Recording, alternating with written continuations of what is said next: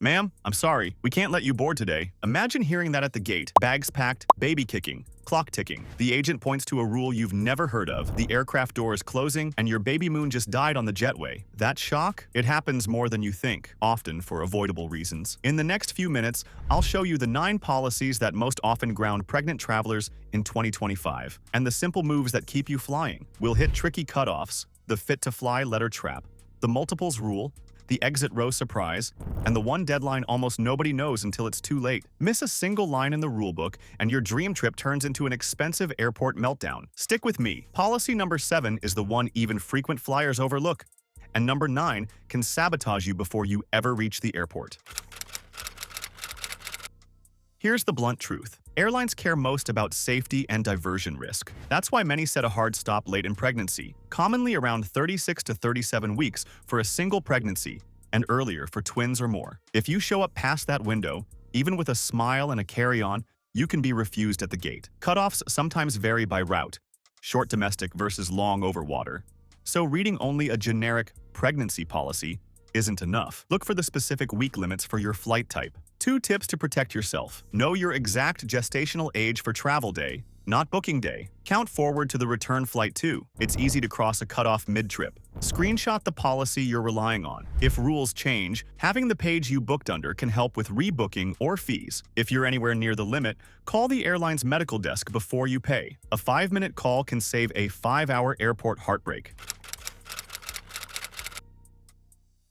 A lot of travelers are surprised to learn that after a certain week, often 28 or 29, many airlines require a doctor's or midwife's letter stating you're fit to fly and confirming your due date, and that you're not experiencing complications. Show up without it, and the agent's hands are tied. Make your letter specific: your name, expected due date, singleton versus multiples, and no complications noted. If true. A clear statement like, patient is fit to fly on, dates for flights up to X hours. The date of examination, provider's signature, and contact info. Bring 2 copies, paper plus phone, photo/PDF. Some agents must forward details to a medical desk. A crisp letter reduces back and forth. Also, check how recent it must be. Some carriers want it issued within a tight window. If your provider is cautious, ask them to include any recommended limits, e.g., aisle seat, walk every hour. Airlines appreciate proactive safety notes. It signals you've thought this through.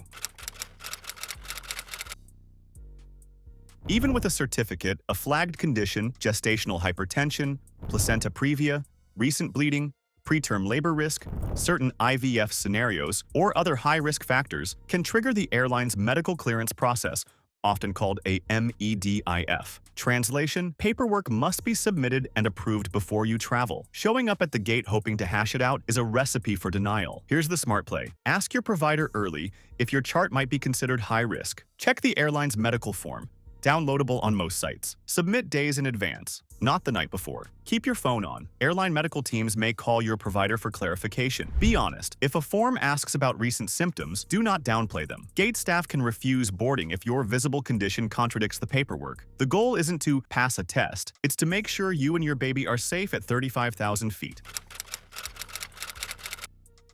No policy overrides common sense. If you arrive sweating through contractions, leaking fluid, or reporting regular cramps, expect a firm no. Crews are trained to watch for signs of active labor because an in-flight delivery risks mother, baby, and everyone else if the plane must divert. If you're feeling off the day of travel, tightening, spotting, headache with visual changes, pause and call your provider before you head to the airport. Better to rebook than to get medically offloaded at the gate. And remember, staff decisions are final on the day. Even if you barely squeak under a cutoff, visible symptoms can override paperwork. Twins or higher order multiples come with narrower margins, so airlines generally tighten everything: earlier cutoff weeks, earlier certificate requirements, and more frequent demands for prior medical clearance. Don't assume your friend's singleton timeline applies to you. Plan with extra buffer. Book travel earlier in the 2nd trimester when risks are typically lower. Build a flex window into your trip so you can move flights forward without penalty if your provider advises grounding. If your itinerary includes a long overwater leg, understand that some carriers won't accept multiple beyond the early 30s weeks at all. When in doubt, call and document. If the website language is vague, get the medical desk's guidance by email and keep it with your travel documents. You might have a great letter, from 3 months ago. Many airlines want proof you were examined recently, sometimes within 48 to 72 hours of departure if you're very close to term, or within a few weeks earlier in pregnancy. If your letter doesn't meet that freshness rule or leaves out your due date, the agent may have no choice but to deny boarding. Avoid pitfalls by using a checklist: date of exam, due date, weeks gestation on exam date, statement of no complications, if true, provider signature and contact, your travel dates/routes, and any limits, for example, aisle seat, walk every hour. Ask your clinic for a digital scan plus a stamped original. Keep both. If your travel spans multiple flights or returns, confirm the letter covers the entire itinerary, outbound and return. Exit rows aren't perks, they're safety stations. Crew must seat only people who can assist in an evacuation. If a flight attendant decides an exit row assignment isn't appropriate, pregnancy included, and you refuse to move, that can become a deny boarding situation for non-compliance. Solution: don't select exit rows while pregnant, and if you're auto-assigned one, accept a reseat graciously. If seat location matters for nausea or bathroom access, politely request an aisle elsewhere. Cooperation goes a long way, and crews usually try to accommodate reasonable needs when you're flexible. There's a quiet no-fly zone on many carriers. The week before and the week after birth, late pregnancy brings labor risk. Right after delivery, there's a higher chance of complications like clots, heavy bleeding, infection, or elevated blood pressure. For those reasons, airlines often require special approval in that window, and if you don't have it, they may refuse boarding. If you just delivered, talk to your provider about when it's safe to travel, especially after a C-section. Ask for a letter confirming you're cleared to fly, and consider delaying long or overwater flights until your body has had time to recover. Newborn rules matter too. Some airlines require a doctor's note for infants under a certain age, commonly under 7 to 14 days. If baby can't fly, you can't fly. Build a backup plan. Travel credit, flexible fares, and trip insurance that covers pregnancy-related changes. Even perfect paperwork fails if it's late. For certain carriers, medical certificates or MEDIF forms must be submitted and approved before departure, sometimes by the last business day prior. Gate agents can't override an unapproved case at the podium. Your to-do list. Check if your airline needs pre-approval, not just bring a letter. Note the cutoff time in your calendar with a reminder 48 hours earlier. After submitting, call to confirm it's marked approved, not pending. Bring proof of approval to the airport. Remember, code-share flights can complicate things. If Airline A operates the flight but your ticket shows Airline B, follow the operating carrier's medical rules and submission deadlines.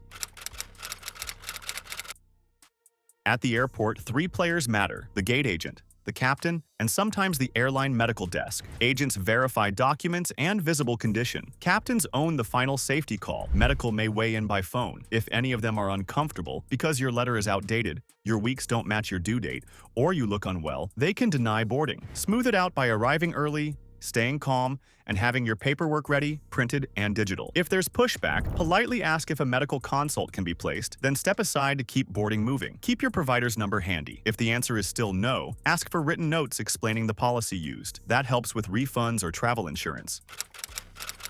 Policies change. Always check your exact carrier and route. Here's how rules typically look in 2025. Examples only. U.S. majors, American, Delta, United. Usually no blanket ban earlier in pregnancy, but tighter rules close to due date, often requiring a recent provider note for late-term or overwater flights. Expect stricter documentation if you're within a few weeks of delivery. UK, European legacies, British Airways, Lufthansa, Air France, KLM. Common pattern. Fly with a letter from approximately 28 weeks. Travel allowed up to around 36 weeks for singletons, 32 weeks for multiples. No travel if labor signs present. Gulf carriers, Emirates, Qatar, Etihad. Detailed pregnancy pages, earlier MEDIF requirements for complications, and clear cutoffs, often 36 to 37 weeks. Singletons, earlier for multiples. Low-cost carriers, Ryanair, EasyJet, Wizz. Expect strict forms, fit-to-fly letters, starting around 28 weeks and firm cutoffs, often 36 singletons, 32 multiples. Regional/short-haul airlines, Similar patterns but with shorter haul flexibility. Still, paperwork freshness rules apply. Again,